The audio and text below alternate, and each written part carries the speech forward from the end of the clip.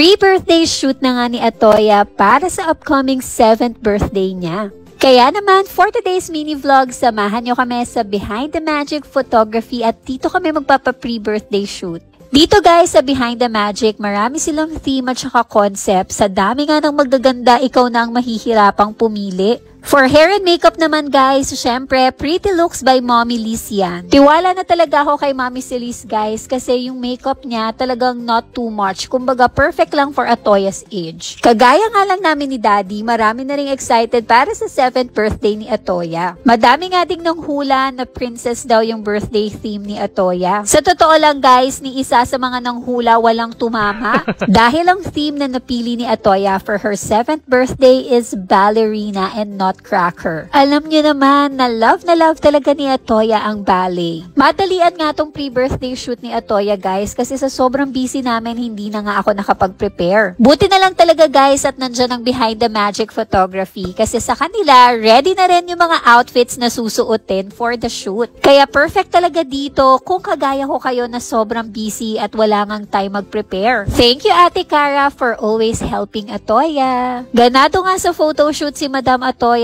kasi tignan nyo naman at nandito nga ang mga friends niya, si Ate Cara, si Kinse at si Chichay. Next naman, nagpalit si Atoya for vintage photoshoot. Malayo na nga to sa theme niya na ballerina and not cracker, pero sino ba namang hindi magpapa-photoshoot kapag ganito kaganda? Sobrang cute nga kasi parang nasa sinaunang panahon si Atoya. Sobrang ganda nito guys kasi pag tinignan mo, parang feeling mo nasa loob siya ng isang painting. Kaya guys, highly recommended ko talaga tong Behind the Magic Photography, lalo na kung wala na nga kayong time mag-prepare. Bukod kasi sa madami kang theme na pagpipilian, kompleto na rin yung mga outfits nila dito. Lalagay ko sa comment section yung Facebook page nila. And for hair and makeups naman, for special events, birthdays, weddings, at kung ano-ano pang occasion, PM nyo lang din yung Pretty Looks by Mommy Liz. Grabe guys, hindi nga ako makapaniwala na magsi-7 na si Atoya. Ang bilis talaga ng panahon at parang lumipas lang. Can't wait na nga to celebrate her 7th birthday at magpo-perform din ng ballet si Atoya. Naglobo na nga din ng balloon si Daddy na 800k kasi dito na rin kami nagpicture to celebrate this milestone. Nakakatuwa nga guys kasi umaangat pa rin pala yung followers namin. Alam nyo naman simula nung nagka-cancer ako, hindi na rin kami masyado nagvo-vlog. Kaya thank you so much kasi palagi kayong nandyan, may post man kami or wala. And sa mga new followers namin, welcome to our family! Dito sa page namin, happy and positive vibes lang tayo palagi. Ekis kasi sa amin kapag Negatron.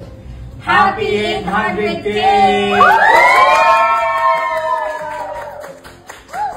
Thank you guys for watching. Bye everyone!